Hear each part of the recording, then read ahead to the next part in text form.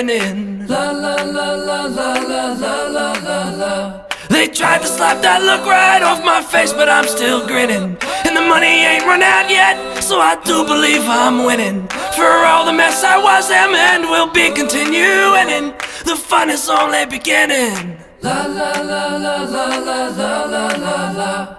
La la la la la la la la la la. La la la la la la la la la. La la la la la la la la. Hello and welcome to Don't Bury the Lead. We recap WWE Smackdown every Saturday night. But tonight is a very special night. It is our 2025 award show. My name's John Zindel. I'm joined by Dom Scorsella. Dom, get and tell the people a little bit about yourself. John, it's the most wonderful time of the year. And I don't mean, as I get my camera set up finally, I don't mean special holidays. I mean a special Don't Bury the Lead. It's our 2025 awards for WWE Smackdown. We're going through our highlights from watching a year's worth of SmackDown shows. So without further ado, John, don't bury the lead. What's the top award we are giving out from WWE SmackDown's 2025? Dom, we don't ever bury the lead. But let me tell you something. This is an award show, so many things will be unnecessarily drug out. Yes. As many award shows are several hours of nonsense that most people don't even really want to watch. But we've got celebrities here, of course. It's an award show. I see Lady Gaga in the crowd. Wave to Lady Gaga, everyone. Oh, fantastic. I see Taylor Swift and Travis Kelce. Travis Kelce, nice enough to take a break from the season and come They're visit eliminated us. anyway. They're out. They're Yeah, eliminated. He could just show up on Sunday and do whatever. Yeah. You know, we've got all the celebrities. We have all these red carpet people that are so special.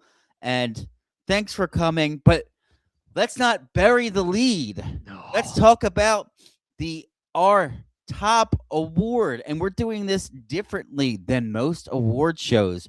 We're talking the MVP of WWE SmackDown. We'll start with the men's side. Dom, who do you have? All right, let me share the screen here. I want to tell you, before I bring up the photo of who I selected here, this is going to be a theme for me. This was, I think, a down year for SmackDown. Oh, yeah. The top of the card was underwhelming all year on both the men's and the women's side. So I gave my MVP to the person who I thought was the most versatile on the men's side, who was always entertaining, who managed to stand out whether he was tag team or doing single stuff. Great character and great in the ring.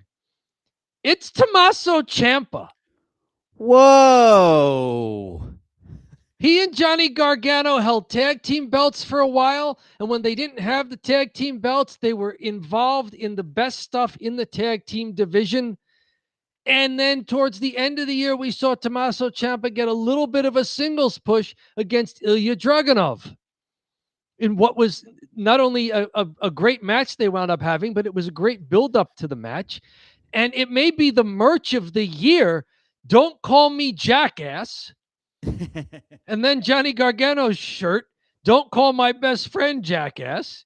And then Candice LeRae's shirt, Don't Call My Husband's Best Friend Jackass.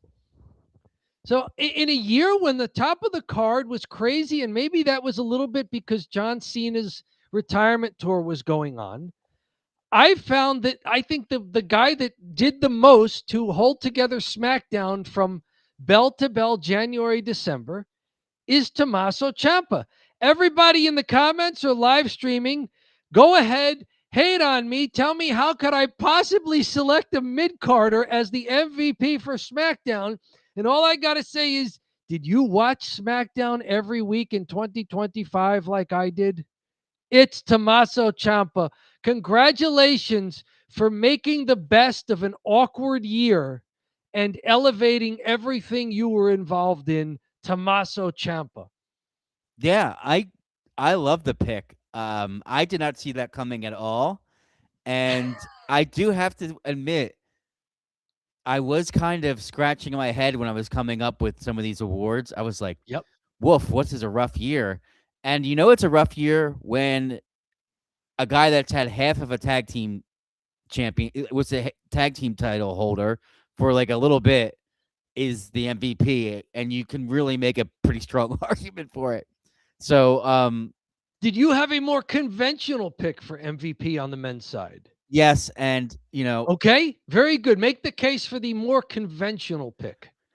so I went pretty heavy favorite here, and if you Okay. could see me fumbling a bit when we were setting up backstage, that's because I had chosen someone who is no longer on the roster.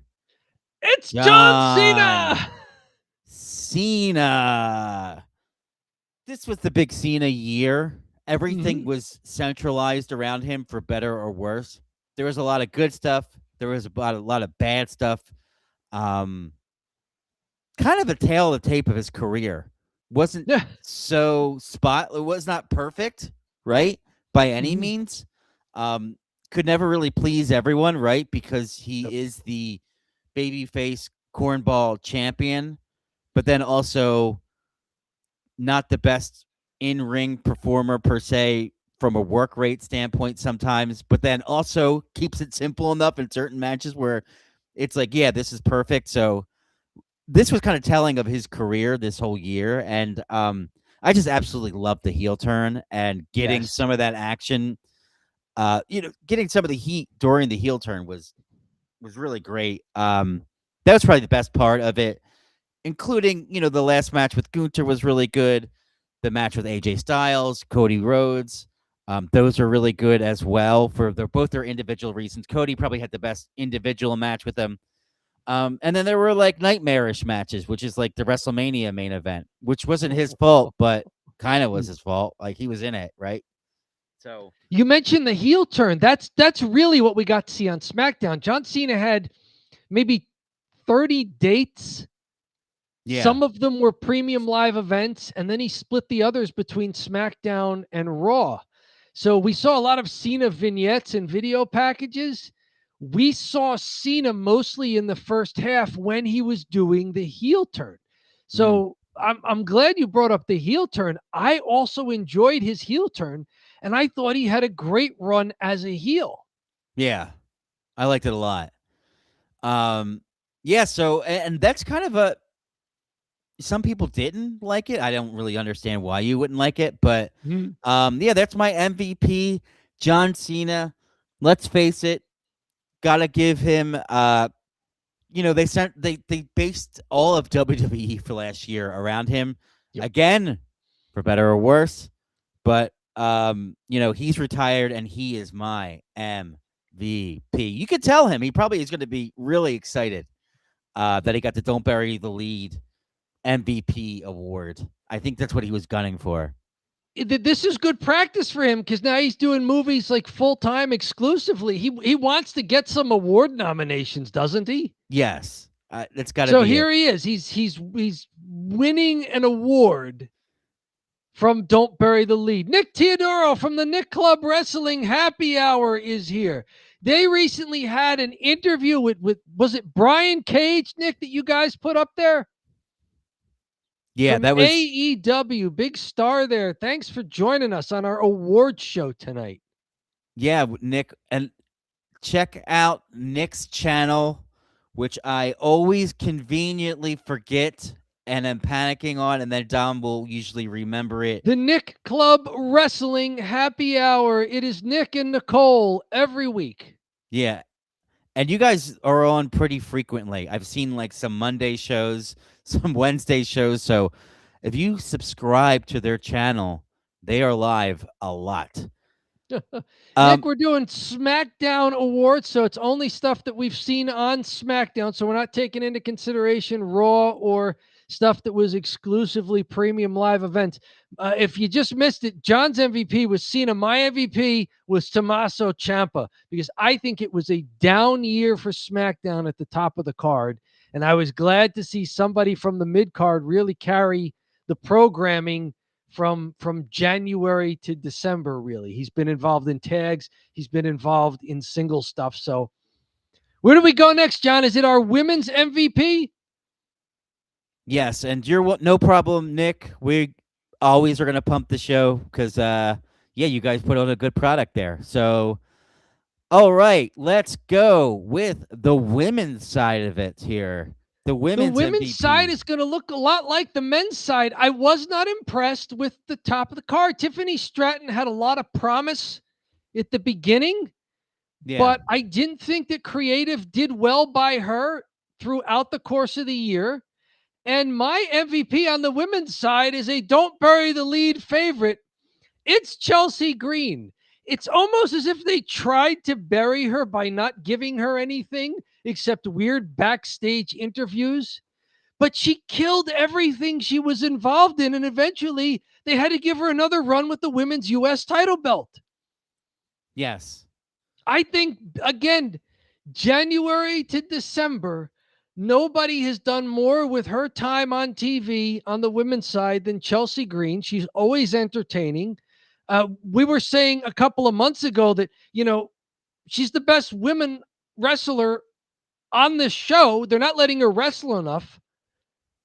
They've got to just pull the trigger and give her more stuff to do because she really is that skilled. I think it's Chelsea Green. Change my mind or agree with me. Chelsea Green is the MVP on the women's side for SmackDown. What say you? Nick is calling you not so dirty, Dom. Oh, there you go. He 100% agrees.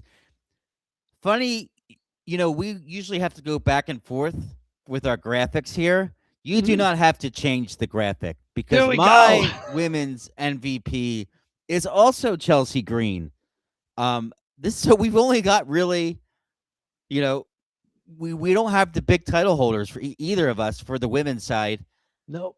And it's really been because Green's, I think it's less on that the women's side's been weak. It's more that Chelsea's been fantastic. I could easily see her with the big belt.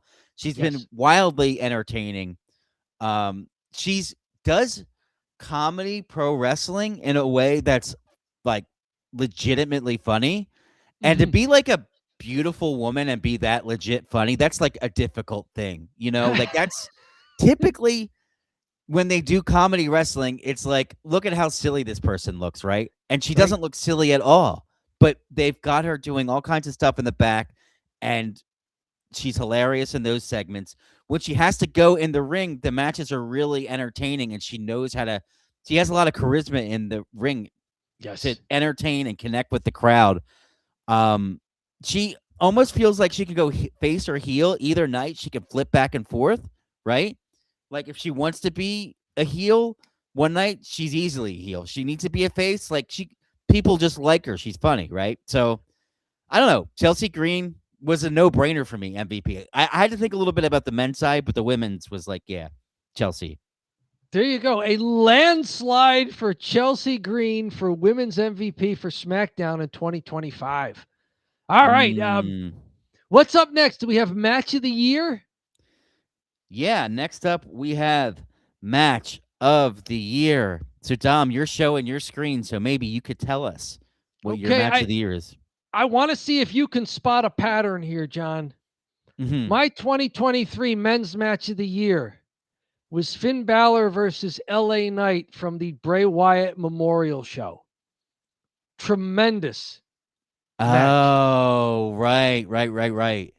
My 2024 men's match of the year was Ludwig Kaiser in a surprising performance in Germany, getting a babyface welcome and a WrestleMania crowd against LA Knight. And it turned out to be a great match too, which I think kicked off Ludwig Kaiser's push on Raw once that was a SmackDown match, but he went to Raw and got a big push.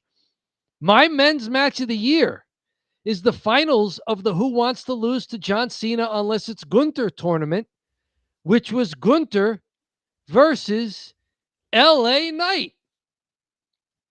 This is my match of the year. There were no shenanigans. There were no valets on the outside, no managers, no tag team partners, stablemates, nothing. Nobody got tables. Nobody got kendo sticks. There were no trash can lids. Nothing. It was just two guys who had a fantastic wrestling match. I liked Gunther LA Knight more than I liked Gunther Cena at Saturday night's main event. This was a tremendous match. Now, this match occurred in this month. It was December 5th. It was 2 weeks ago. I want to give an honorable mention to some stuff I was thinking about was July 18th when Andrade and Rey Fénix won a fatal four-way for a number one contender spot for the tag team title. It was a tremendous match. It did not age well as Andrade was released and Rey Fénix was kind of buried by proxy because creative had nothing for him to do. Right. Ilya Dragunov beating Sami Zayn for the U.S. Championship was also a great match. But at the end of the day, there's something about watching two heavyweights, a 240-pound guy and a 250-pound guy who work stiff, can do power moves, and just know how to put on a great psychological match in the ring without just doing, 15 minutes of false finishes in a 20-minute match. Vince knows. Vince knew, right? And I thought this was a great match. This is sort of towards the finish here from WWE's YouTube site that's still framed there. Yes, LA Knight eventually tapped out to this unusual looking crossface that Gunther applied. It was a great match, bell to bell. Gunther won it. It was just a fantastic showcase.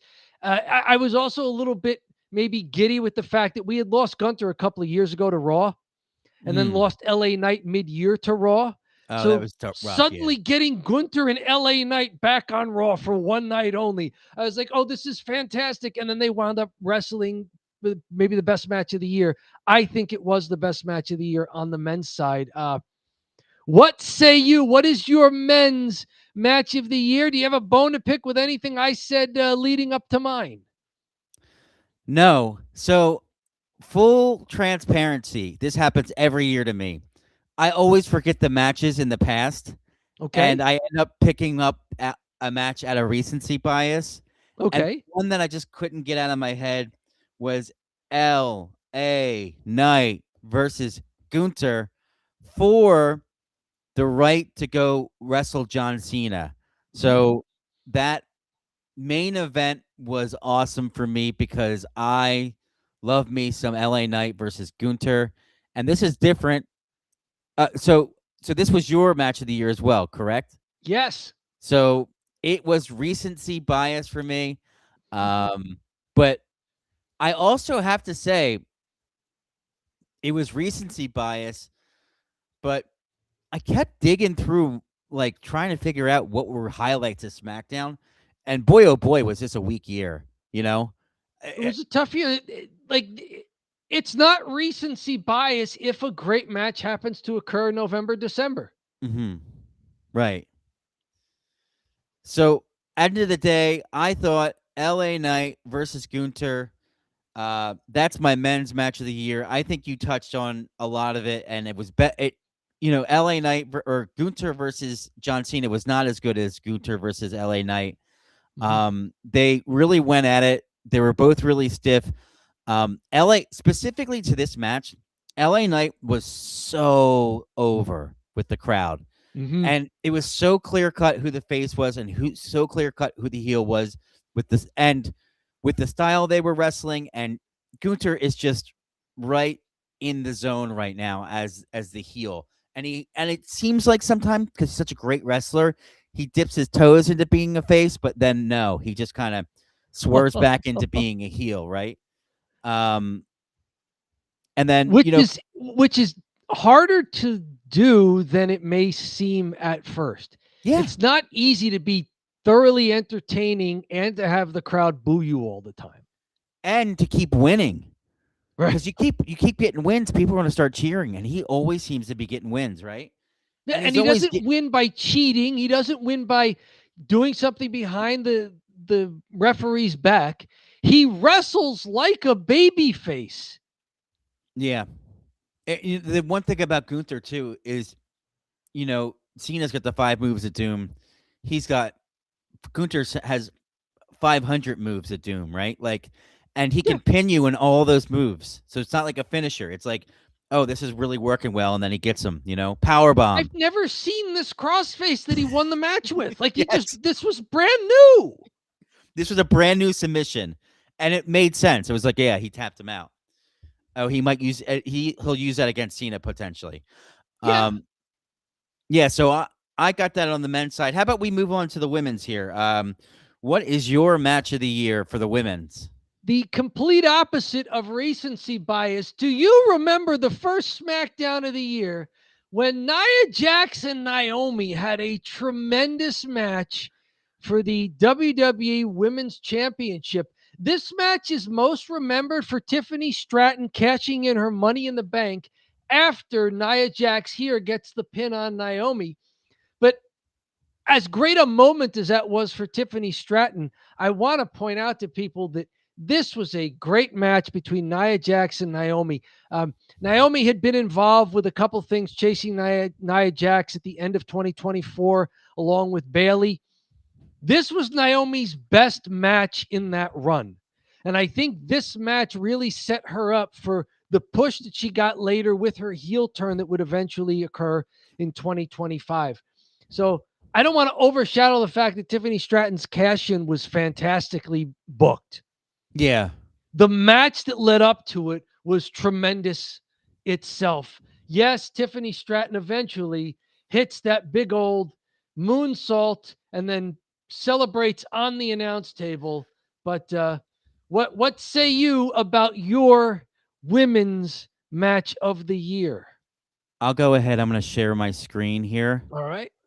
And for me, Dom, we were close. We're not too far off for our match of the year.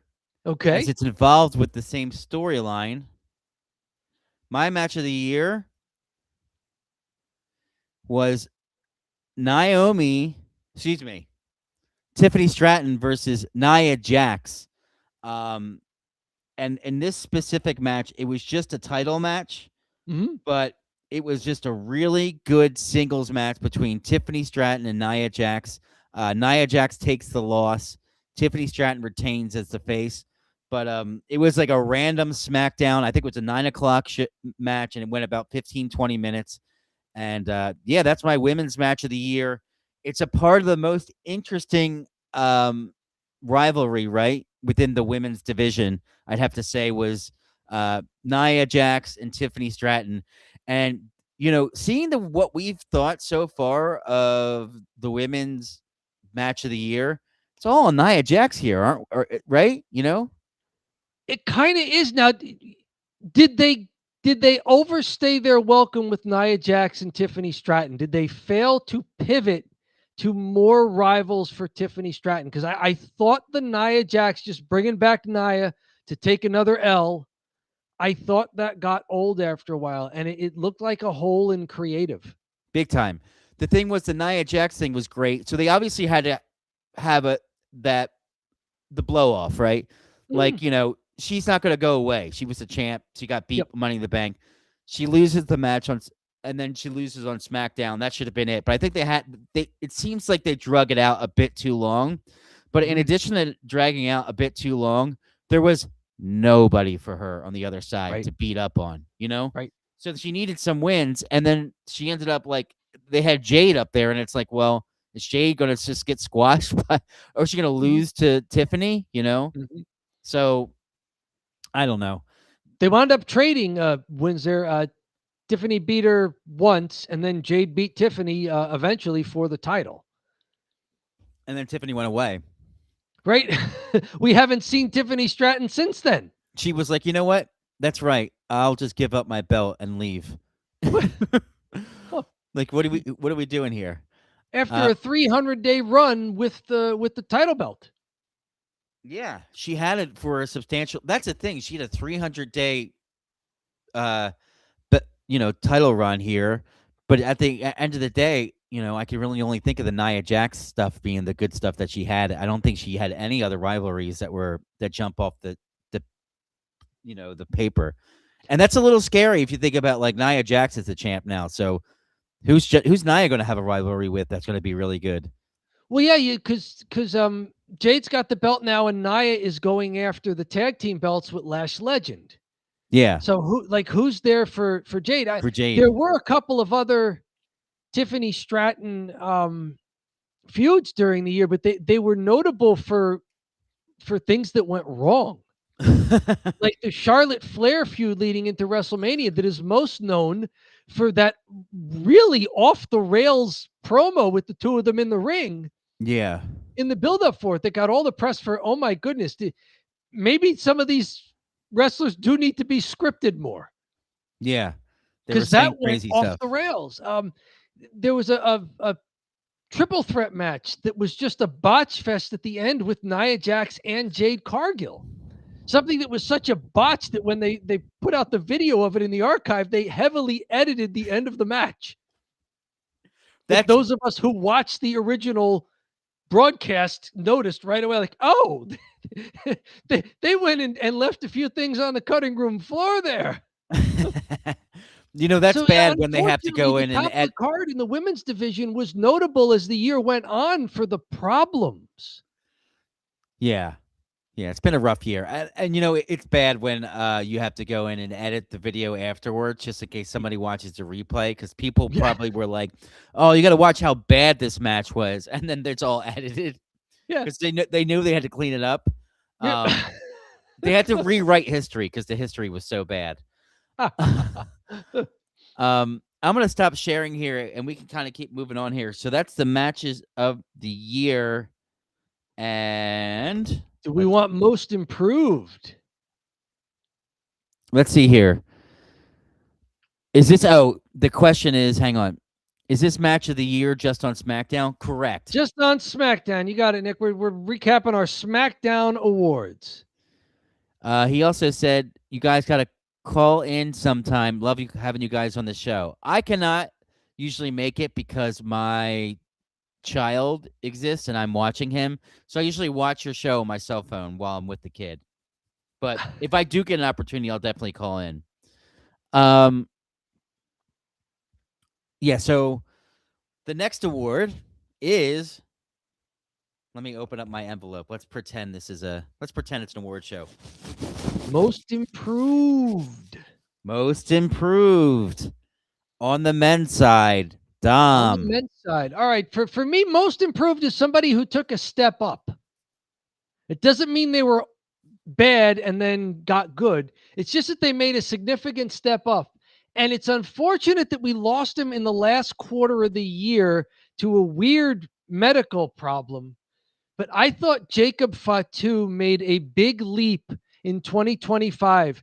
He made the transition from a guy who was in a faction in a stable to a guy who can now talk on the mic, which he's very good at. He had people way over with that "Ramin," do you know what I mean thing in that kind of street jargon. He also excelled at moving from heel to babyface and got a good singles push. He won the U.S. title from LA Knight at WrestleMania.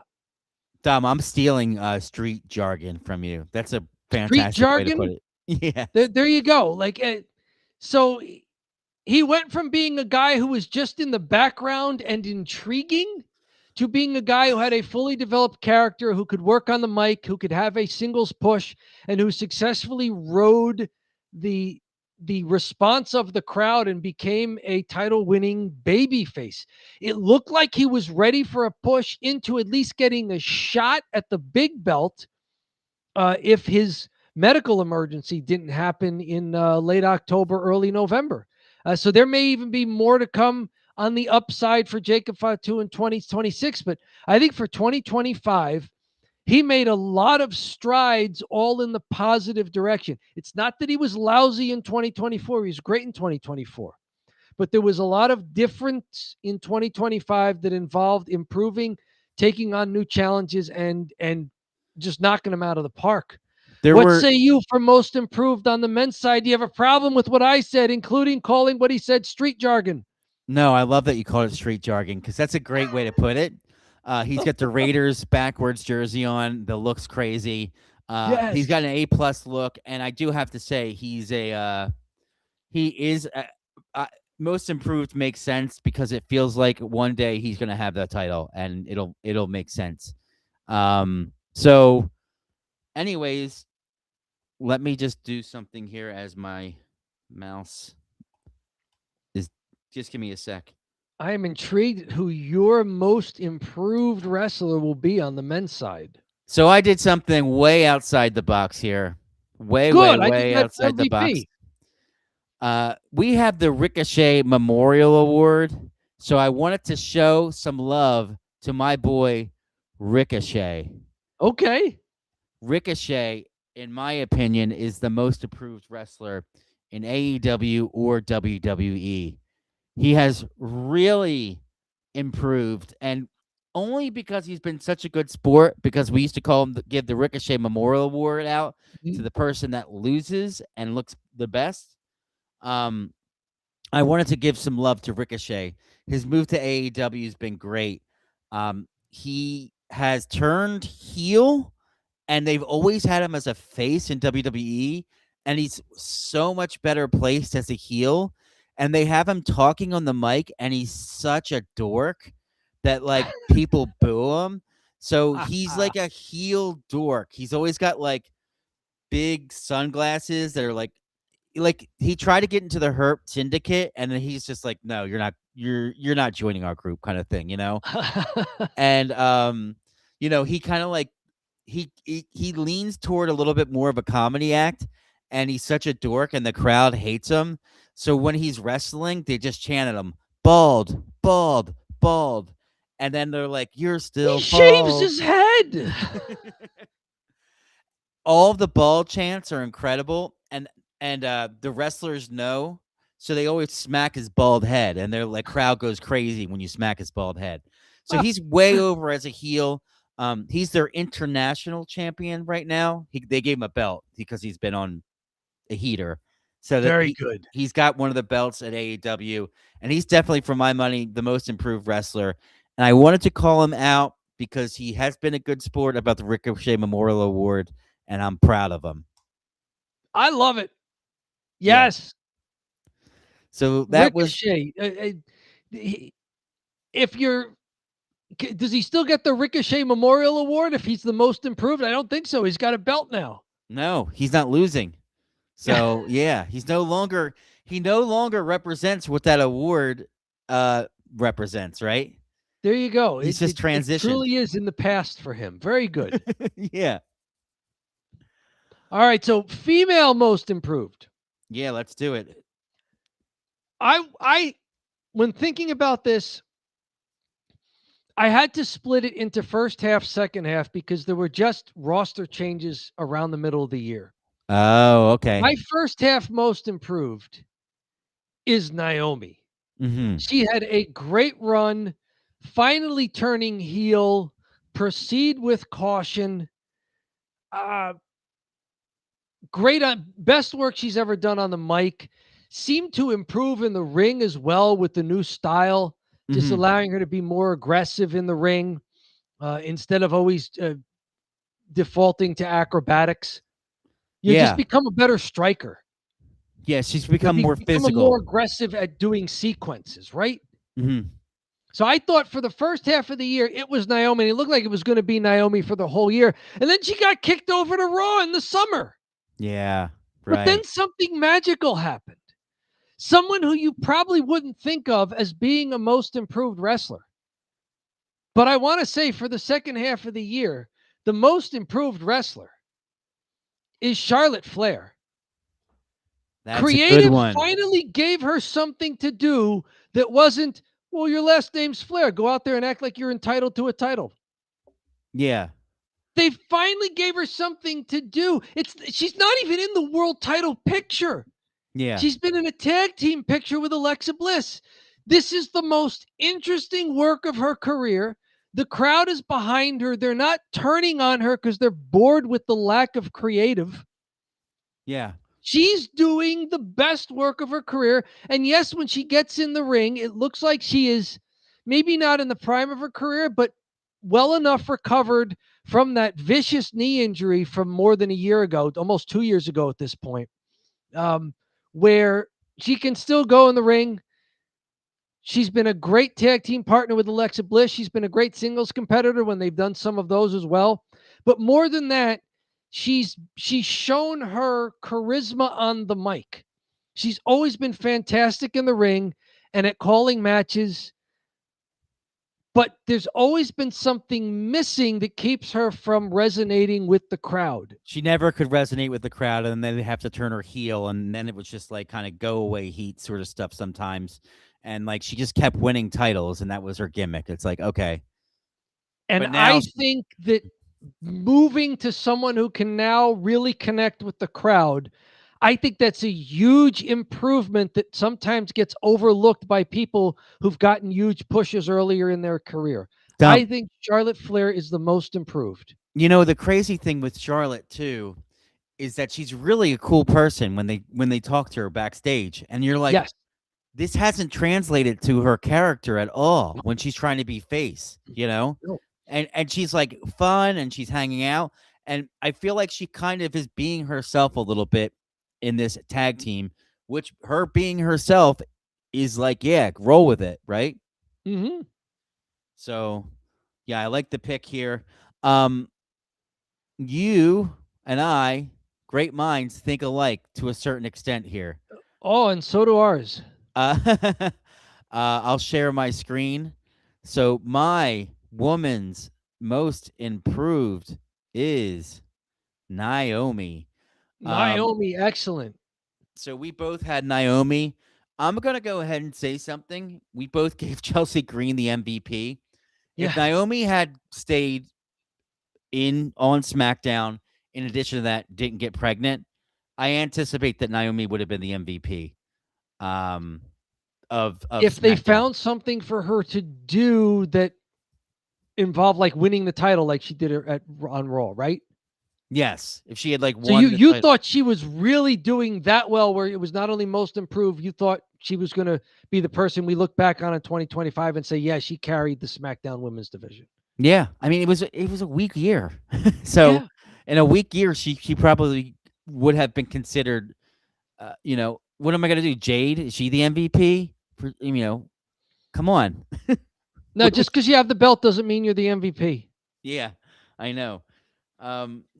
They have her. It's a shame too with Jade because she gets the belt. What you do? Back-to-back squash matches. Like, great. Great. Do you want, like, why don't we just bury her more by just getting these wins that don't matter? But, and she even did. If you ever thought, like, how could you possibly bury someone to whom you give the big belt? I mean, are we watching it in real time with Jade? Her best feud was against Naomi, and it wasn't for a belt. Yeah, true. Anyway, so sorry, I get a little sidetracked. I think that's great. I like it. To all your points, Naomi's really improved. I liked that Naomi left the WWE, improved her craft in, I believe it was TNA. Yep. And improved her craft in TNA, came back to WWE, and when she came back with a different style, wasn't so dancey, and then eventually her turning heel with the fantastic Owen Hart tribute with the caution tape all over her. And yeah, she's legitimately a maniac on the mic. She screams like a crazy person. She sounds like a girl that's in a fight in a trailer park that's screaming like a crazy lunatic. You know what I mean? Like there's some like Jerry Springer-esque energy that she brings as a heel where she's screaming like a crazy person, So I like that about her, and I like her style, and she's definitely improved greatly since last year. Jerry Springer-esque is a better description than me saying street jargon. Street jargon, right? All right, so you gave us a little taste of it before. Are we ready for the Ricochet Memorial Award? Dom, by far the most important award of this award show Yes. is the Ricochet Memorial Award. Folks, let me give you a breakdown of the Ricochet Memorial Award. We pick the best wrestler on SmackDown on the men and women's side that actually lose but have good matches. So they lose all the time, but boy, oh boy, are they having good matches. It's kind of like Jobber of the Year, but we spruced it up a little bit and called it the Ricochet Memorial Award because he was the king the first year we did it. So, Dom, we could start on the men's side.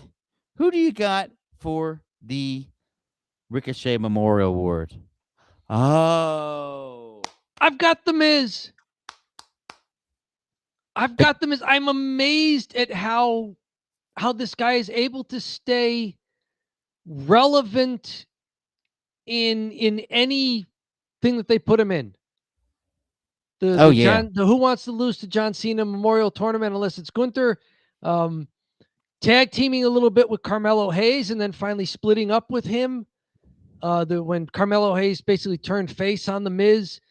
Miz, and we've seen him more on SmackDown this year, which is why I'm comfortable giving him this award.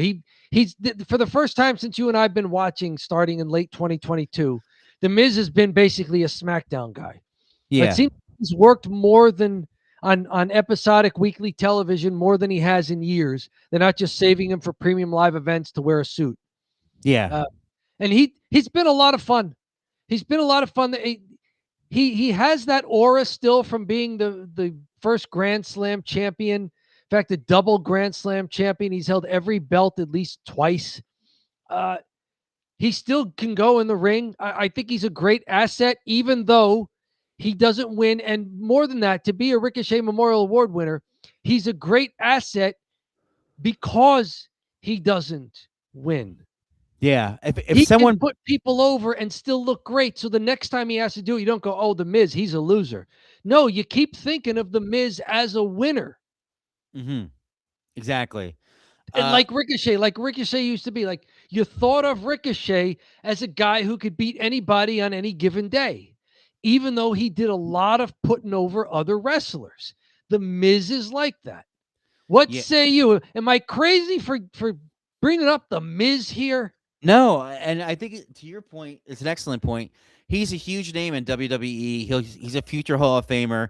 He's on the back end of his career, and he goes out there. He's not out there every week, but when he does go out there and wrestle someone, the crowd is into it, and he loses. And then he puts on a good match. He's a good wrestler, really good wrestler. He is. So my Ricochet Memorial Award goes to. And I'm going to pull up my screen share.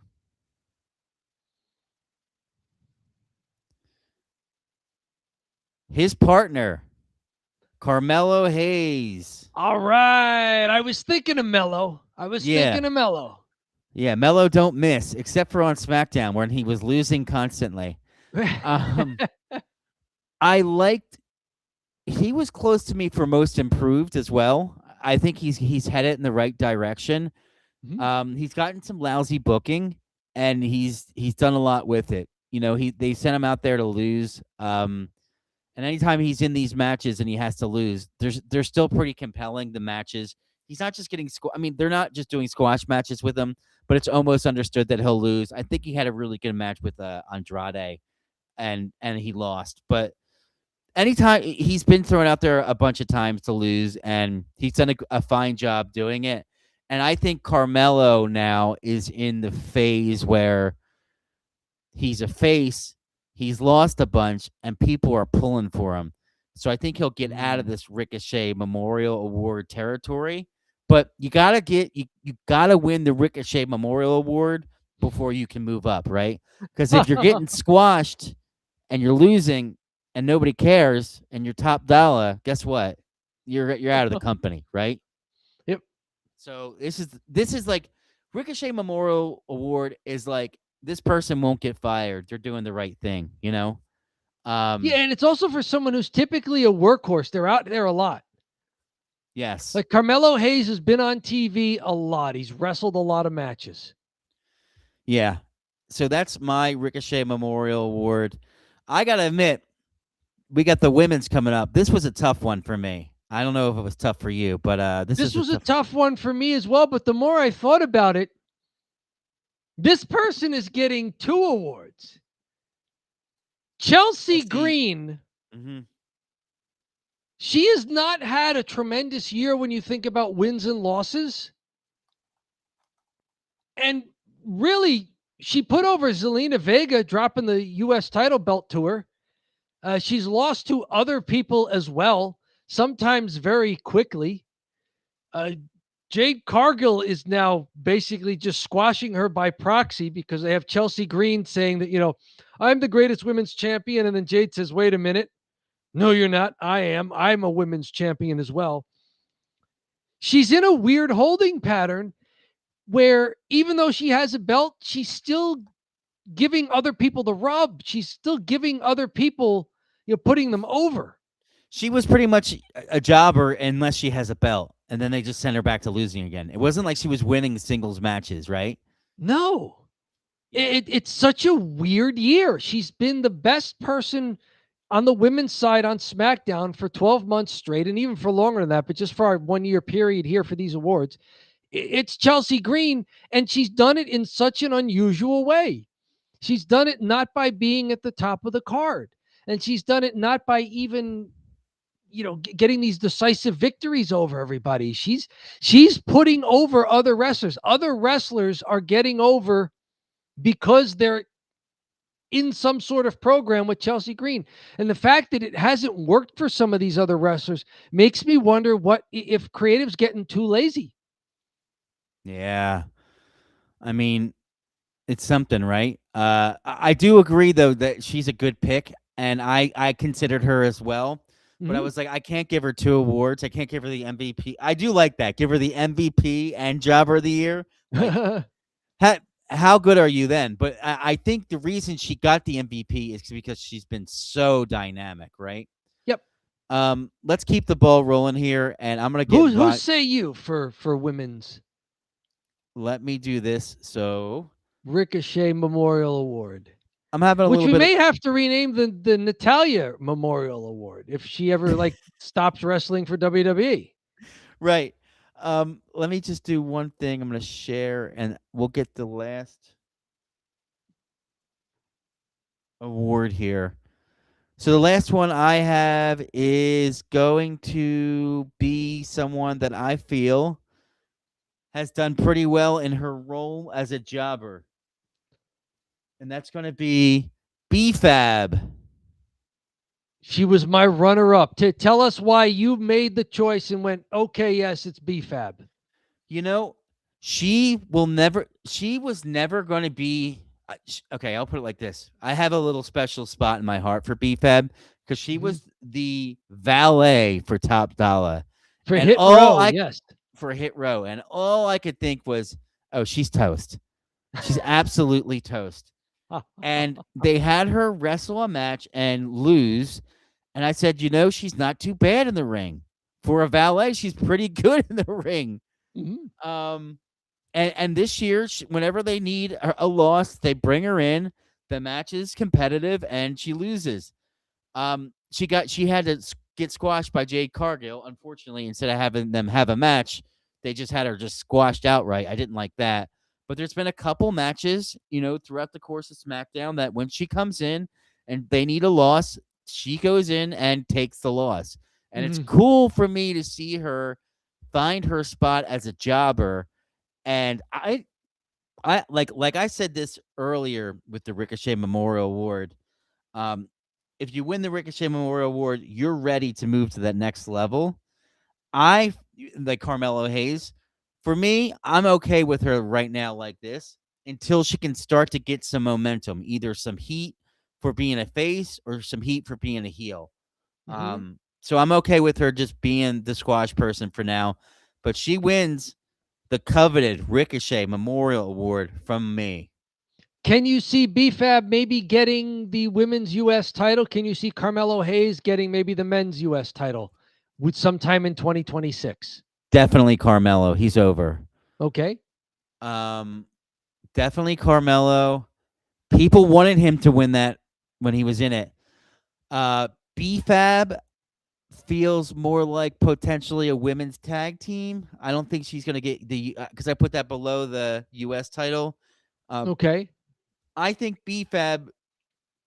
I wouldn't mind seeing her get some wins and see if she can and get a little push because I think she's proved it as someone that can put an entertaining match in and lose. So why don't we switch this over? Maybe she starts getting some wins against some other people in the roster that aren't doing much, right? Sure. Mishin or something. Sure. I think BFAB could have a program with Chelsea Green Yeah. fairly quickly and maybe takes the belt off of Chelsea Green. But like you said, they have to build up BFAB first. You can't just put the belt, even if it's a second tier belt, on someone who you haven't allowed to showcase a fuller range of their abilities. Mm-hmm. All right, Dom, we only got one more award.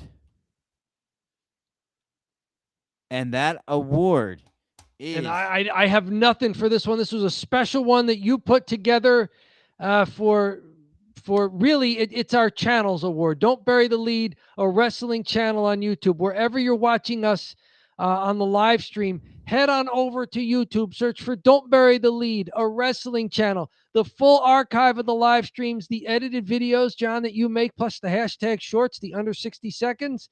And really, it's over there where you can subscribe to us, like, comment, all that good stuff. There's even a premium join option available. John, what is our Don't Bury the Lead? Is it fan of the year, viewer of the year that you viewer have of the there? year? Yeah, let's call it viewer of the year. Viewer of the year. We're very professional here. We named the awards as we go. Yeah, let me just get my envelope. This is the biggest award. That's why we leave it for the end. You open the envelope. Who's it gonna be? It's the Fixer. The Fixer. I don't have any photos of the Fixer, so that didn't work. We were gonna put a picture of William Regal because the Fixer's from the UK. The Fixer's from the UK. William Regal's from the UK. But yeah, the Fixer. Thank you so much. You're a channel member, and you oftentimes are in the live stream giving excellent comments and chats that really help us. You're kind of the third man in the booth oftentimes. So I know you're not here now, and I'm sure you will watch this later. But thank you so much, Fixer. You're the man, and you have won the Don't Bury the Lead Viewer of the Year. Very good. Congratulations. And thank you to everyone else who has commented on our videos. Some of our videos do get several comments, several different people, a few threads even taking place. Thank you to everybody. We've got over 1,200 subscribers at this point. So there's at least 1,200 people to thank for clicking that subscribe button and getting us where we are. If you have not yet subscribed, or if you have a few people who you want to maybe send them a link to Don't Bury the Lead and encourage them to join up as well, help us climb the next mountain. Do we see 30? Who knows? Only you can make it happen. Don't Bury the Lead, a wrestling channel on YouTube. Dom, thank you all so much for joining. We have another segment, but we're going to play this one out here. This is our award show. Good night, everybody.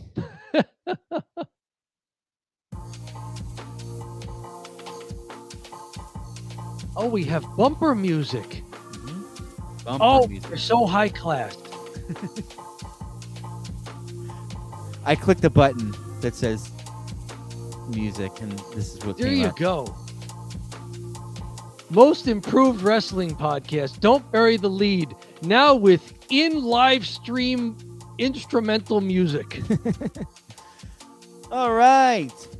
We're going to mosey on down here. And let me get out of this screen. We're going to mosey on down, Dom. We don't have a thumb drive tonight. No, because we didn't just watch a wrestling program. Do you want to give a quick thumbs up or thumbs down to the entire year of SmackDown? Thumbs down. I would give it, I think this was a down year as well, but based on what we saw in 2024 and 2023. We got spoiled is what happens. Maybe, yeah. Yeah, this was a down year for the WWE as a whole. This was not just a SmackDown thing. SmackDown had a litany of problems, including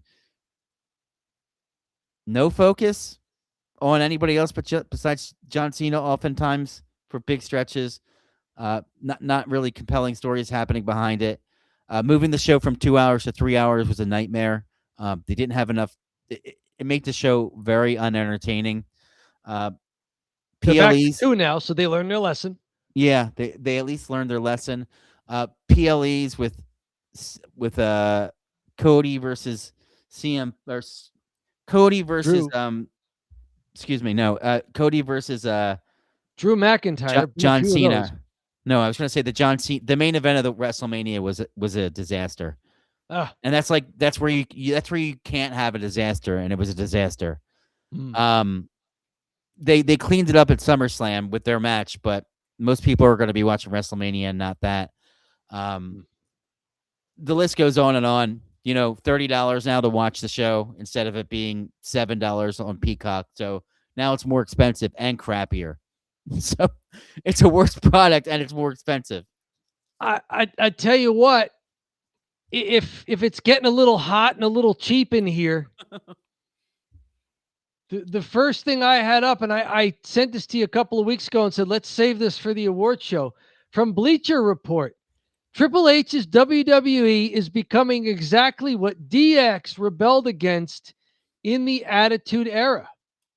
Mm-hmm. And they bring up things like a strange mix of corporate complacency. Things like wants to appear more like a real sport than ever before, and its bid to, just rake in more cash than ever before.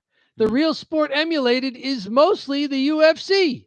And they talk about the jacking up of subscription fees just to tune in for more product advertisements on the ring mats and the tables and the prime battles and the set pieces, which celebrities are in the front row weekly. It's lazy cash grabbing booking too. Talking about how Survivor Series, it seemed like they just threw a bunch of people together just because they were supposed to have a War Games match. Counter-programming AEW while proclaiming that promotion is not even being competition sure lends credibility to AEW. Yeah, that was also the dumb thing. They counter-program AEW, which only helps AEW because people are like, oh, screw that. Some people in the AEW crowd were holding signs that said, counter-program this. Yeah. The John Cena retirement seems like they just put too much into that and got lazy with other stuff. Building up the likes of Tiffany Stratton, who just disappeared. They didn't have much for her to do. Braun Breaker, yes. But, they're talking about Dominic Mysterio became a star. Okay, that's a layup. Yeah. Triple H was gift-wrapped the Bloodline saga when he took over. The Cody Rhodes story needed the most basic of booking input to have a satisfying ending. It's like taking over as head coach of the Kansas City Chiefs. At the end of the day, Patrick Mahomes is the quarterback. That would have been a lot better line before this year. But we get what he was trying to say there. Yeah. That's why most everything else tends to feel so corporatized and lazy. Jey Uso had an expiration date long ago. LA Knight has more than earned a title run. Gunther doesn't need more historic moments. CM Punk is spinning his wheels. Rhodes, frankly, has never been booked all that well. Remember the R-Truth stuff? How about the Karrion Kross saga? Randy Orton is on jelly roll-like duty for some reason. John, how accurate is this? I mean, it doesn't sound like Chris Rawling here is just trying to get cheap heat. There's some meat on the bone here. It's been an awkward year creatively for WWE. You know, I really don't like burying the product that we watch. And I always try to say, like, there's too many people on the internet to do this. They'll just bury it to bury it because that's what's funny and that's what gets clicks. So I err on the side of positivity. It's been tough this year, real tough. It has been. So thank you, Bleacher Report, for that. It was something that we couldn't get away from even in our award show. Yeah, we were talking about in the award show how it was weak. I'm hoping this year it improves. I mean, Cena retiring might be good. Just Cena retiring, give LA Knight a push, and for God's sakes, we don't need CM Punk. I don't think I think he's part of the problem, quite frankly. I think he's part of these old guys that have been around forever, keeping the product stale. The writer referred to it as spinning his wheels. He's stale. Stale. He's done the same thing for a couple years now. He's had this gimmick for 15 years. Counterculture gimmick. He's not really a counterculture guy in real life at all. Yeah. So there you go. Up next, from the LA Times, this caught a lot of press in mainstream outlets. Wrestling legend Mick Foley parts ways with WWE because of its close relationship with Trump. Mm-hmm. The last straw, apparently, writer Chuck Shilkin here, wrestling legend Mick Foley announced he's severing ties with WWE, refusing appearances and declining a new contract because of the company's relationship with President Trump. The three-time champion cited WWE's ties to President and Trump's recent comments blaming Rob Reiner's death on Trump derangement syndrome. Foley expressed concerns about immigration policies and Trump's march toward autocracy, saying the president is void of compassion. The Rob Reiner post that Trump made to social media, that was what put you over the edge. Like, that was mild. Rob Reiner's had Twitter feuds with people for years. Mm-hmm. Like, I could see you not liking that. Unfortunately, WWE gets politicized the last couple of years. But it seemed like weird timing, though. Yeah. It may just be more that Mick Foley's Legends deal is coming up to an end. And we got a check here. TKO is trash from Ronald Guzman. I think Ronald's been in the chat before, so I just wanted to show him some love. He's yes, got a couple chats. Probably refers to us talking about how it just has a more corporate feel for WWE. So they have a more corporate feel, and with part of that, they seem to have a more political feel. And right now, the political ties are with Donald Trump, although they could be with somebody else. Who knows? But how big of a problem is it that WWE is so tied to Trump? It hasn't seemed to be a problem for the other half of TKO for UFC. Here's the deal. But is it a bigger problem for WWE? They don't seem to have the same crowd, no matter how much they want to pretend that they do. I do kind of agree with your assessment. Like, this was the thing that pushed you over the edge. That's odd because he's saying crazy shit all the time, right? This was a weird one, but I have two things to say. One, Mick Foley is what CM Punk wants to be. By saying, you know what? I'm not going to sign back with WWE Legends contract. I'm taking a stand against this, and I'm saying, you know what? If you guys are going to be so associated with this guy, I don't want anything to do with you. I'll be back once you guys are done. And I think that's a thing where I'm shooting on CM Punk because he has been very politically charged for a lot of his career. For some of the stuff he's been doing, he's wearing his little Free Palestine colors. He's done the trans children thing. And, I think right now he's just not being a punk. He's just going along with it. So I do think Foley is the real CM Punk. CM Punk is the poser Punk. Wow, that's a hot take. The second thing I wanted to talk about is Vince McMahon was right. Vince McMahon, for all the horrible things he did, was absolutely correct to keep politics out of wrestling. And the reason that Vince tried to keep politics out of wrestling is because he didn't want to divide the audience. He didn't want to pick a side and then divide the audience. But what's happening now, and you're seeing it, is people that are crazy about politics, and they're out there, right? They will decide things like, hey, if this is happening, I'm not going to watch it because I don't agree with their politics that they have there. So it's only going to lose you people. It's not going to gain you people. And it's more of a ratings thing. It's more understanding the business. It's more understanding how to stay on top and be the number one company. So Vince McMahon, he's a bastard, but he was right on politics. And you're seeing the drawback of aligning with either political party. Yep. Yeah, Vince successfully did not do partisan stuff, although he was into all sorts of ethnic and nationalist tropes, which is weird. But there is but he knew better than to be partisan. Yes. There is something a little bit more triggering to people rather than the tropes. A little bit more triggering in the political sphere, Because the tropes, at least you could say, okay, it's just entertainment. And frankly, some of the tropes, they're making fun of the tropes. Yeah, they're parodies of the trope, But they're partisan stuff and having close relationships with current government officials, that rubs people the wrong way sometimes. Yeah. And I like how you said it. Mick Foley is what CM Punk pretends to be. Right. Wow. Wow, I love it.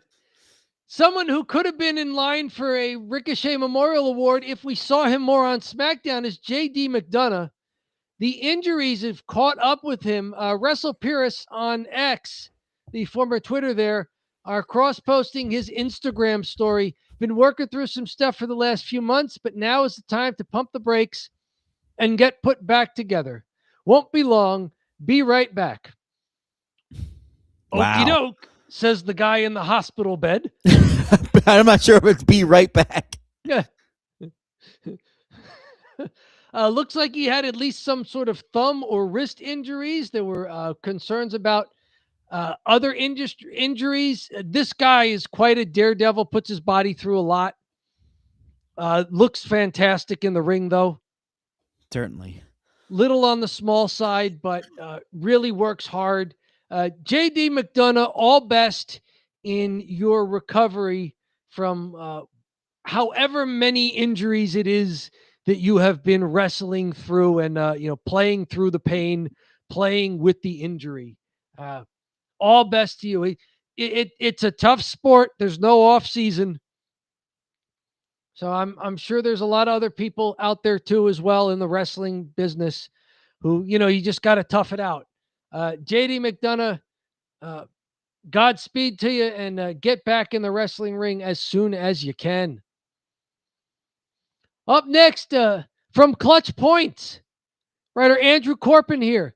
Ex-WWE star Andrade breaks silence on Charlotte Flair divorce. Andrade was quite gracious in discussing his divorce and whether or not he thinks it played a role in his recent release from the WWE. In an interview with The Ring, translated via Wrestling Observer, Andrade acknowledged that WWE treated me well upon returning, but trouble in paradise with Flair began when she was injured. Flair, of course, suffered torn ACL, MCL, and meniscus during a match against Asuka in December of 2023, just about 2 years ago. And then she got injured. After that, we started having problems, and then the divorce came. However, he dismissed any notion that Flair played a role in his WWE release, saying it had nothing to do with that, nothing at all. not as if she talked to the company and said fire him or anything like that. There does not appear to be any hard feelings from Andrade. He still praises his ex-wife, calling her an incredible woman and a great wife. I admit it, as a person and as a man, I was the one who failed in the relationship. His post WWE ride has been messy. It sounds like Andrade just needed to do more due diligence. He seemed to not know which supplements were banned in the US and which ones were banned in Mexico, wound up taking the wrong ones while in Mexico. He seemed to not be aware that the WWE very poorly on their part, as far as ethically, snuck in a 12-month, not a 90-day, a 12-month non-compete into the guy's contract. That's crazy. It seems like he just needed some better advice if he wasn't up on reading through the legalese. He needed to do just some better diligence there. I mean, maybe it's honestly the language barrier. Maybe he just signed the contract and he's like, "What's the deal? Okay, I'll sign," not knowing that. I mean, if he can't work, and like if he's not allowed to work and he's not getting paid, that's insane. That shouldn't be legal, right? It's been a lot of learning for Andrade the last 6 months. Yeah. From looking like he and Ray Phoenix were going to get a push mid-year in the tag team division to being out of WWE, out of wrestling, divorced on a 12-month non-compete that, I mean, are his lawyers even going to try to fight it? What's happening? Are they trying to negotiate? Not sure, but and not for nothing, the person he divorced is a huge player in WWE. Yes. Like, I'm sure that was part of it, right? Like, she is one of the probably top 3 paid women in the company. He does not think that Charlotte Flair played a role in him leaving. Or he's not at all saying so, trying to blame her publicly. He seems to think it was his only. He seems to be taking responsibility that it was his fault, which is good. The supplements were his fault. He's owning it. So this is much better public face, at least, and a better treatment of some messy out of ring stuff than the Charlotte Flair, Tiffany Stratton promos leading up to WrestleMania.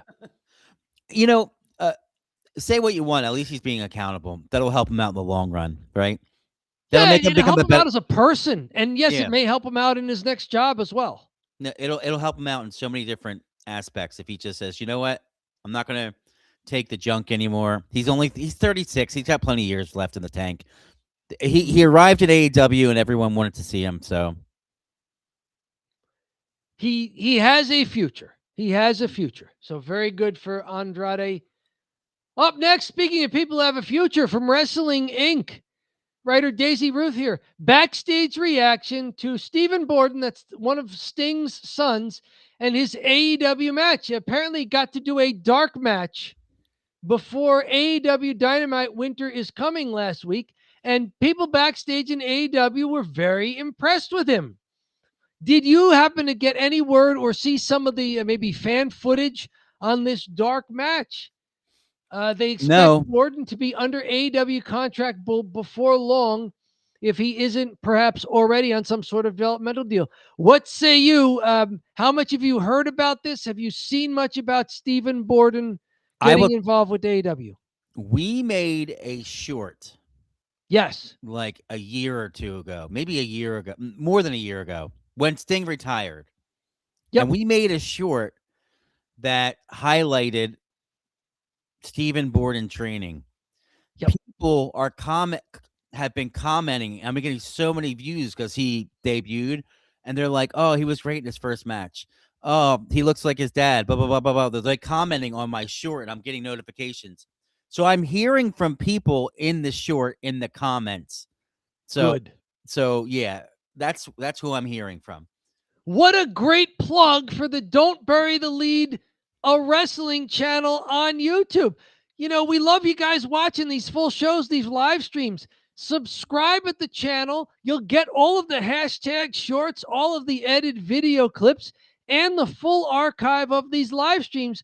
And you, like these other very diligent, very astute commenters can go in there and drop us a line on some of your favorite videos. Yeah. Give us a like, give us your take on things. See, you're getting referenced right now on our 2025 year-end award show. All of you who commented about Stephen Borden and some of the strides he seems to be making in AEW. It's been a lot. It's been around this. It was a year old and had 2,245 views, and now it's up to 10,800. So it jumped up 8,000 views the last couple months, just as he's been wrestling and training and stuff like that. So as he's becoming more and more trending, I had like the only short about him, I believe. So maybe that's something I got to look into. I got to make this video, quite frankly. We have covered him training before with Darby Allin and some other folks in AEW. May have been FTR involved in that as well. Yeah, and Edge. That's what the short was about.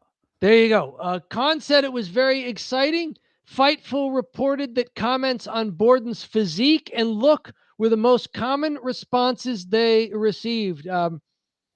He's an athlete. He was a college football player. So the guy's an athlete. He can go. He's tall. I think he was taller than his dad. A little lankier build, not that bodybuilder style, but a great college football athlete, Division I college football. He looks like a chip off the old block. Right? Mm-hmm. Like has the look, has everything. Here's his brother Garrett in the background, who at Sting's last match was dressed up as Sting from another era. Mm-hmm. So good for Stephen Borden and everything that he's doing at AEW. You may see him on some AEW television programming soon, not just in dark matches. A lot to look forward to there. Mm-hmm. And one from WrestleZone here. The new NXT Women's North American Champion may have been an accident. Thea Hale beat Blake Monroe this week on NXT. And perhaps things didn't go according to plan. In the closing moments of the match, Thea Hale hit Blake Monroe with a springboard senton splash. When Hale went for the cover, Monroe didn't kick out. The referee counted things as a shoot, and the 3 count was executed before the champion could kick out. Several moments of confusion between everyone in the ring led the audio team to play Monroe's theme. Before we get into the rest of this, do you remember that wonderful incident in New Jersey Championship Wrestling when the referee did not see the tag champs? One of them got their foot on the rope and instead just counted a pinfall for the 2 masked jobbers who were then awarded the tag team titles. Do you recall the very shoot, not work craziness that followed that match? Yes, because I had made some highlights for Egg, and I was making some highlights, and I saw that match, and I kind of remembered it. Then I saw it, and I couldn't believe it. The best part is it was Anton Zander and LT Adams versus 2 masked guys, and the 2 masked guys won. It was like Sheik Hazir and somebody else. It was like, was it Dr. Fritz von Mordor? Yeah, Dr. Fritz von Mordor, who never wins matches. Never win matches. It was the tag champs versus 2 ethnic stereotypes wearing masks. Right, Dr. Fritz von Mordor and Sheik Hazir. And yeah, so basically they end up winning the tag titles. Not like normal wrestlers. Like somebody dressed up like these clowns as comedy acts, and they win. Yes, hilarious. And they won. And in the aftermath, the 2 tag champs, the former tag champs at this point, are livid and trying to explain to the ref what happened. And the ref is having none of it. He thinks it's part of the kayfabe. He's like, no, 1, 2, 3, you got pinned. And he gives the belts to the 2 masked guys, who may have been the most surprised of all. Right. They didn't think they were going to win it. They didn't know what to do. Steve Farley in a mask. Like, oh. I do remember that incident and how great it was. Yeah, we had something like that too. Hilarious. Before the evening was over, Fightful Select released a report that revealed the botched result had caused a scramble backstage on NXT. I'm familiar, right? That happened to us. Noting this turn of events greatly altered the creative plans set for the next several weeks. They're trying to go on winter break for Christmas and New Year's. They had a bunch of stuff pre-taped.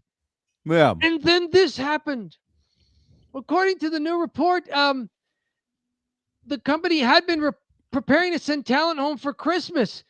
The backstage segment between Hale Monroe and Jordan Grace was done on very short notice, and the company had decided to lean into the finish. Well, yeah, at that point, you can't deny it. I mean, the botch we were talking about in the triple threat between Tiffany Stratton, Jade Cargill, and Nia Jax, the botch did not alter the ultimate result of the match. So that's the kind of thing they could edit. This was a botch that altered the result of the match. Mm-hmm. NXT will now require talent to stay through the end of the show moving forward. To save time, NXT often does pre-tapes on Monday to insert into the show on Tuesday. But now those talent will be required to stay through the following day's show as well, just in case something happens. And I think this is a good idea because it's not just you have something screwy happen with the finish. Wrestling is real. Yeah. Democracy is fake. Pro wrestling is real. People can get hurt. You can have an actual injury take place on your show that you have to pivot for creatively and going forward. So yeah, not taking for granted that everything's going to happen the way creative planned it. Mm-hmm. That's a short, by the way. Let's see here. I think it's crazy that they have to stay now. So I'm sure. What's her face? Taylor Blake. Is that what they call her? Blake Monroe. Or Mariah May. I'm going to call her whole name, the one I know. Mariah May. I wonder if she's going to have some heat in the locker room because now everyone has to stay because she couldn't kick out. The problem seems to have been, do you remember this happening to Damian Priest as well? It seems that Blake Monroe legitimately had the wind knocked out of her on the move and just could not kick out in time. Like she needed a break. We saw that happen with Damian Priest during a premium live event where the ref basically stopped the 3 count knowing that he wasn't supposed to get pinned there because he just like maybe took a shot to the head or something, got the wind knocked out of him, and he wasn't in 3 seconds ready to get back into his movement. Mm-hmm. Hale's reign might not be a long one as a rematch is already being discussed internally, and it could take place as soon as NXT's New Year's Evil special. I say you keep it on her. Like it's her belt. She earned it. She earned it. The crowd got a big pop. If you saw it, she got a big pop from the crowd. They had look at her, and I say, the hell with it. If you're not going to kick out, you don't get the belt. What else do you want from me? Why do we have to baby you? Why do we have to baby her? No, you didn't kick out. You're supposed to be experienced. You're the AEW Women's Champ. That's ridiculous. Find a way to kick out. Or get in the earpiece of the ref and tell him what's going on. She throws her arm up late after the third. He goes 1, 2, and he goes slow. 3, and then she throws her arm up at 3. Throw your arm up at 1. Just get out of there. Don't get pinned. The problem seems to be that it's now causing more work for all of creative. Oh, yeah. I tell you what, if creative is working that hard in NXT, send some of them to SmackDown so that we don't have to scratch our heads coming up with awards for SmackDown 2025. Congratulations to Thea Hale. That look says it all. You're the champ, baby. I win it? Yeah. I wonder what it was win. like. There's Was it so? the ref calling for the belt, and there's somebody getting him the belt. I mean, Thea, it's not her fault, right? Not her. She did what she was supposed to do. Give her the belt. It was a great move. She won. Give her it's her belt for now. She goes in the history books. Yes, she has an NXT North American Championship reign on the women's side. Very good. They might have said she's the youngest one to win the belt because she's only like 22. So another thing that's cool. Yeah, super young person wins it.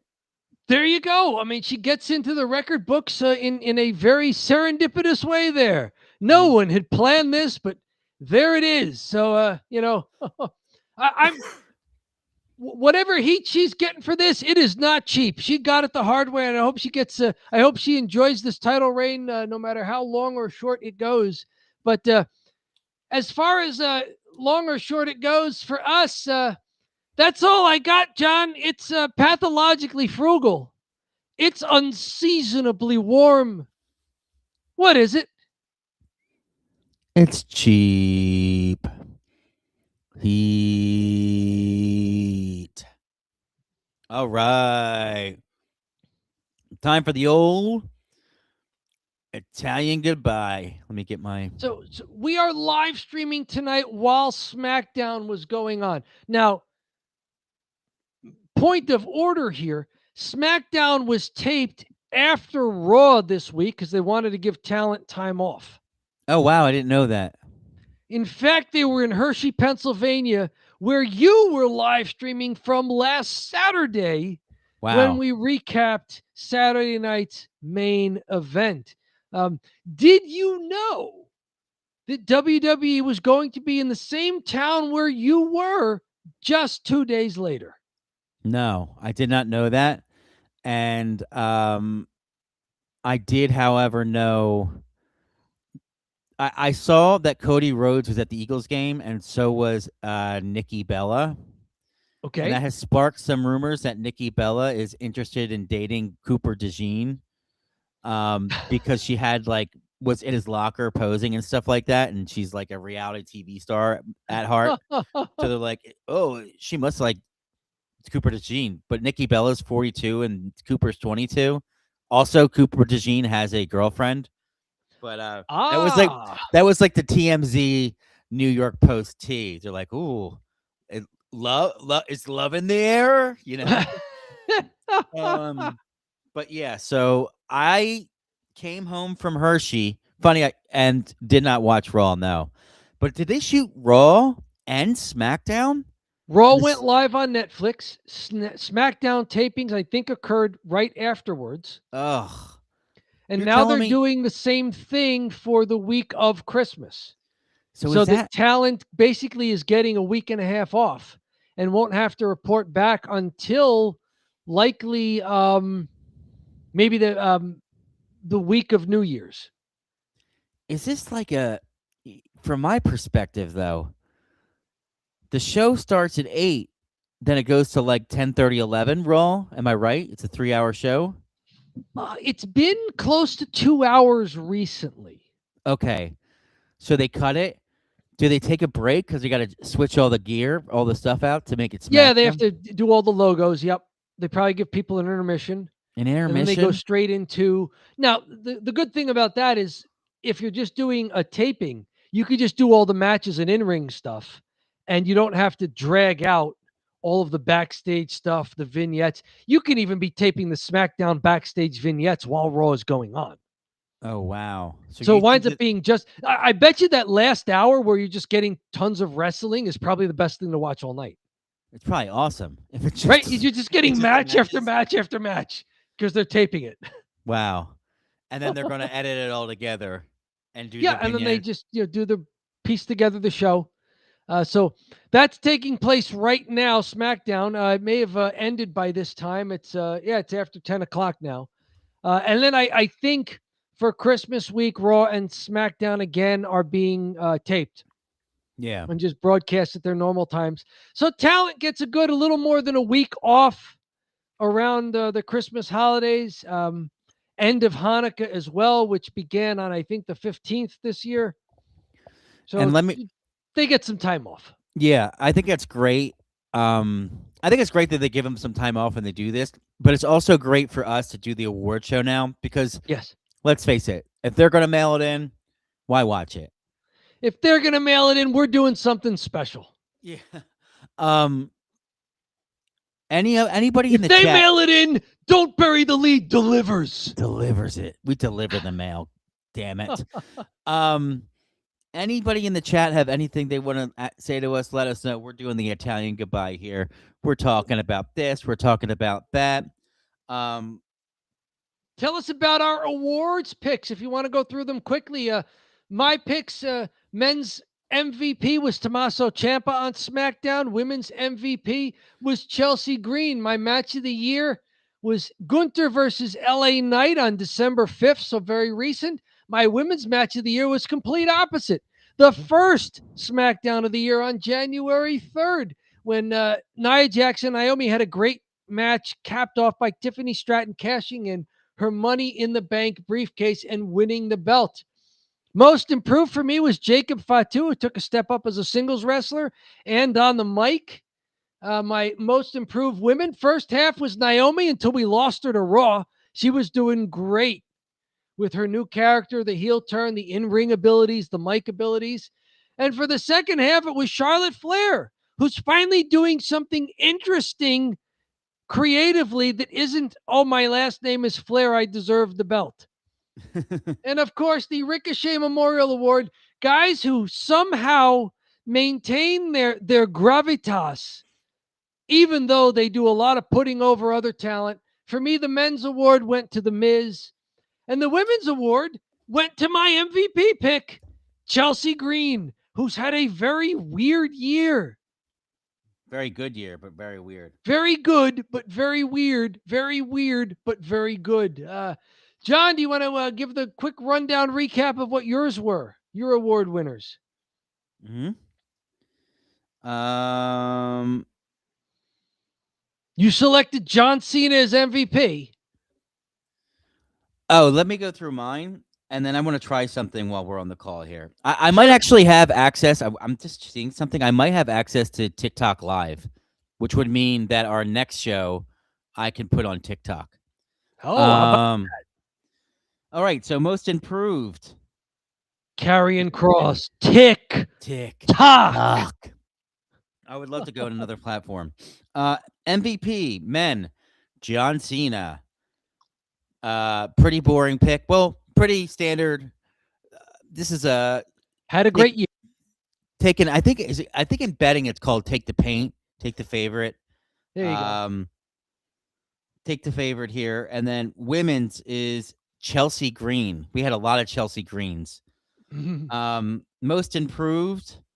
I went against the grain here. I gave it to Ricochet in AEW because Ricochet is such a good sport. And I said, let's give it to Ricochet. He's been such a good sport. We give him this award that kind of makes fun of him. And he's really improved. So I'm happy to see that. And then women, Naomi easily could have been the MVP if she had stayed on the roster and not gotten pregnant and stayed in SmackDown. I think she could have been the MVP. But ultimately, she had a great year and she's improved. And I'm really looking forward to when she comes back and just starts beating everybody's ass. Match of the year, women, Tiffany Stratton versus Nia Jax. A random match on SmackDown that I thought was really good. Men, Gunther versus LA Knight. Ricochet Memorial Award. This is the R award that's very important. Carmelo Hayes on the men's side. I think he's improved a lot. And I think he's over with the crowd. They couldn't really quite peg him as a heel or a face. And it feels like he should be a face. And I think it's working. And then women, B-Fab. Really happy to see B-Fab be a part of the company. It looked like she was a dead man walking when she was with Top Dollar. And when she was a valet to Top Dollar, I was like, she is screwed. But she ended up staying alive, and stayed on the main roster and is a wrestler on the main roster. And when she wrestled, I was like, oh, she can kind of go. And they have her go out, and she's lost some matches. And you're like, hey, you're losing matches. You're looking solid. That's exactly where you want to be. That's like level one, right? Now we can start to move up, and hopefully she gets some wins here, or at least hopefully get some long matches. I think what's happening on Raw with Maxine Dupree bodes well for B-Fab and Michin. Yeah. People who were valets, whose factions basically broke apart. Mhm. But then the women got to show, we're pretty good wrestlers too. So I think there's some potential there. Maxine Dupree's having a good run on Raw. She's now the Women's Intercontinental Champion.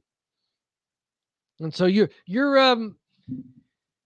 Ricochet Memorial Award winners were my runners up on my ballot there. So yes, I think those were great picks. I almost selected them myself. So any big stuff happening out there? Anybody in the live stream with us who want to contend with some of our picks there? Anything else we said during the live stream? If you're watching this on the archive at YouTube, jump into the comments. Leave us a comment there. What do you think about some of our selections here? Mm-hmm. Are you eating the entire pint of ice cream? This is yogurt. Ah. Ice cream would be crazy. Right. It's 140 calories. That would be like 500 calories. It would be. It would be, yes. So you're going healthy there with some yogurt. Yeah. I just looked here on TikTok. I need 50 followers on TikTok to go live. So I don't know what I'm going to do. Maybe just say to hell with it. Did we have a TikTok before? Did you make one for Don't Bury the Lead a while back? I did. Let's see how many I have. I have 10 followers. So I need 40 more. I don't know. I might look into it. Yeah, so if I get 40... upload some short videos over there and see if I literally just take all the shorts we have from YouTube Shorts and just start popping them out, I'll get 50, no problem. That's really what I should just do. I'll do that tomorrow. Cool. And then I think, Dom, what are you thinking for this week? Look at my calendar here. Do you have anything going on? December 26th is SmackDown. That's when it airs. It'll be broadcast. Mm-hmm. Do you want to do our typical live stream on Saturday? We've already done the awards show, so we can't do the awards show again. So I'm free a bunch of weekdays too, because I'm off for 2 weeks. So I might be better to stream on a weekday. Okay. The problem with the weekdays is that Christmas and New Year's are midweek. Yeah, let's see. Like Christmas Eve and New Year's Eve are Wednesdays. Christmas Day and New Year's Day are Thursdays. Yeah. So, like, so Friday I have plans, and then Saturday I have plans. Okay. But Friday I have plans, Saturday I have plans. I think what I could do is Monday the 29th. You want to recap the December 26th SmackDown then? Yeah, that sounds good. I think that'll be perfect. That Monday night. Monday the 29th. Be the last. We will be counter programming the last Raw of the year. Right, which is apparently counter program this. I could put Raw on the title, and we'll talk about SmackDown. Sure. And we'll talk about, and we'll do a little SmackDown talk, and we'll talk Cheap Heat. Yeah. Dom, you got anything going on for the holidays? I won't see you till Christmas or till after. Yeah, Christmas. it'll be another week or so. Let's see. Yes, doing a little visiting on Christmas Eve. The rest of the week looks like it's going to be kind of quiet. I'm ahead of the game on with my own publishing over at Substack at Good Neighbor Bad Citizen. Other than the Sunday buffets, which are news driven. Yeah. I'm ahead of the game on at least next week's article and with the FM radio series for 2 weeks at least. So you have canned articles being sent? Well, I have an article because Wednesday is Christmas Eve. I'm going to do a Christmas music post. Ah, okay, cool. And so it's not news driven, so I already have it written. Yeah, totally. You have it ready to go. You have it in the I can. mean, it's not like I was waiting around for an event to happen or something. Mm-hmm. So that's all ready to go for the 24th. So I've got kind of a fairly quiet week. And Sometimes, if we're not doing Don't Bury the Lead until the following Monday, then I it's even quieter. yeah. I think, sometimes I do the same thing. I'll have a YouTube video ready, and instead of just releasing it the second I make it, I kind of wait till Friday morning because it does better on Friday mornings to Oh, release okay. it. So, I have it made on Wednesday, and I'm like, I'm going to wait till Friday to release it. Okay. See, I publish every Wednesday an article, every Sunday a podcast, and every Friday the meditation series, the FM radio. So So I'm basically locked into those days. you're on a schedule. Yep, I gave myself a schedule. It's a good idea. It's probably something. I think we kind of keep a loose schedule. Always live stream once a week. Yep. And then we have to be a little flexible. And then I try to release a video once a week too. But yeah. Anyways, Yeah, we do good stuff here. We got a lot of content. Check out our content. Don't Bury the Lead, a wrestling channel on YouTube. Subscribe if you haven't. Like the stuff you like. Comment when you feel like you want to comment. We do read them. It's fantastic to hear from people, whether it's in the live streams or in the comments. John, you were mentioning that one of our shorts from months and months ago is getting sudden views and comments because it involves Stephen Borden, yeah. Sting's younger son, who's now part of AEW and wrestled a dark match. So yeah, jump in there and tell us what you think. Even if it's some stuff of ours that's old, there, some stuff becomes evergreen or gets new life every now and then. Yeah, this is definitely evergreen for sure. And I didn't think it would be evergreen. I didn't think it'd even do that well. But then it did well, and now it continues to just keep pumping along. You got 6 subscribers. There we go. And $1.09, Dom. Look at that. That's something. That's not nothing. That's not nothing. That's $1.09 more than nothing. That will help offset the Restream monthly subscription. Oh, I did want to talk to you about that. I am really considering another free platform, just because this one's pretty expensive for what it is. I feel like there's got to be something out there. Okay. But yeah, we'll chat. We'll talk business later. Okay. I have 2 things for you, Dom, before I leave. I have to get up a little earlier with the kids, so I want to cut out at a reasonable hour. Yes. 2, I need to put out that short of you saying, wrestling is real, democracy's fake. Every time I hear it, I love it. It's been there. We have a few of those out already. There's going to be another one tonight. I have one saved that I occasionally just use. Wrestling is real, democracy is fake. Let's end on that note, Dom. Everyone, have a great rest of your evening. Dom, thanks so much for joining. I really appreciate it. And have a great rest of your evening.